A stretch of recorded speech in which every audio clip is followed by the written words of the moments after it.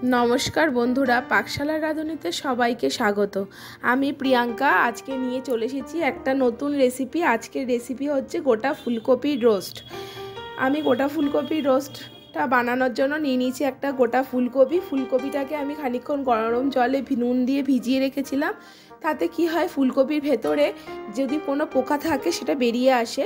তারপরে আমি এটাকে হালকা করে নুন জলে ভাপিয়ে নিয়েছি।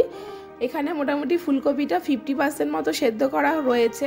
নিয়েছি দুটো পেঁয়াজ, টমেটো, রসুন আর কাঁচা লঙ্কা। পেঁয়াজটাকে ছোট টুকরো করে আমি একটা মিক্সির জারের মধ্যে নিয়ে নিচ্ছি। তার মধ্যে দিয়ে দেব রসুন আর কাঁচা লঙ্কা, আর টমেটোটাকেও 4 টুকরো করে ওই মিক্সির জারের মধ্যেই দিয়ে দেব। দিয়ে একটা স্মুথ পেস্ট তৈরি করে ফিরে আসব। ততক্ষণ আমি কড়াইতে দিয়ে দেব সরষের তেল। তেলের পরিমাণটা কিন্তু এখানে একটু বেশি দিতে হবে, কারণ পুরো গোটা ফুলকপিটা এর মধ্যে ভাজা হবে। ফুলকপিটা দিয়ে উল্টে পাল্টে আমি এটাকে লাল করে ভেজে নেব। চারদিক থেকে যতটা সম্ভব এটাকে আমি উল্টে পাল্টে করে ভেজে নিচ্ছি। ফুলকপিটা ভেজে তুলে নিয়ে ওই তেলের মধ্যেই দিয়ে দেব মশলার যে পেস্টটা আমরা বানিয়েছিলাম, টমেটো, কাঁচা লঙ্কা, রসুন, পেঁয়াজ, তার যে পেস্টটা বানিয়েছিলাম সেই পেস্টটা আমি এর মধ্যে তেলের মধ্যে দিয়ে দিচ্ছি।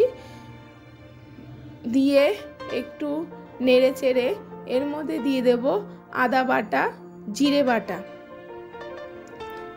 দিয়ে দেব সামান্য পরিমাণ লঙ্কার গুঁড়ো। আপনারা ঝালের পরিমাণ অনুযায়ী লঙ্কাটা ব্যবহার করবেন। দিয়ে দেব হলুদ গুঁড়ো।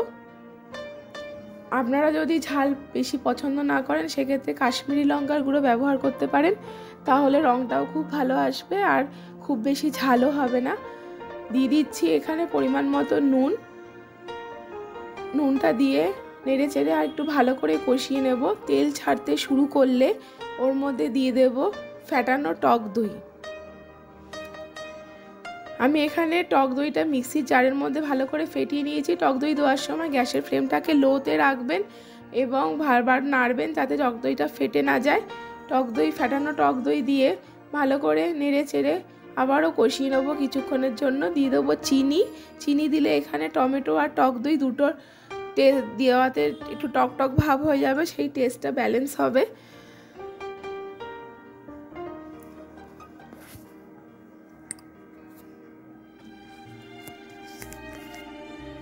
দিয়ে দিচ্ছি বাটি ধোয়া জল।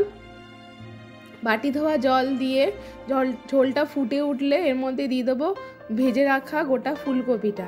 আপনারা জলের পরিমাণটা, আমি এখানে অল্প পরিমাণেই জল দিয়েছি, কারণ এটা কিন্তু ঝোল ঝোল হবে না, মাখা মাখা হবে। আপনারা যদি ঝোল ঝোল পছন্দ করেন তাহলে সেক্ষেত্রে জলটা একটু বেশি দিতে পারেন। আমি উল্টে পাল্টে ফুলকপিটা বারবার করে রান্না করে নেব।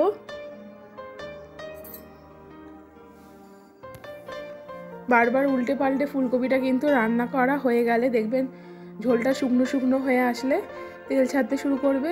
আপনারা বুঝবেন যে ফুলকপিটা হয়ে গেছে।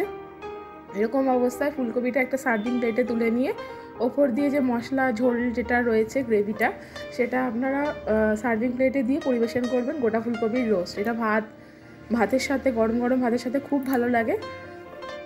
আপনারা অবশ্যই এইভাবে ফুলকপি বানাবেন এবং জানাবেন যে আপনাদের কেমন লেগেছে। যদি ভালো লাগে তাহলে রেসিপিটি বন্ধুবান্ধব, আত্মীয় স্বজনের সাথে শেয়ার করবেন।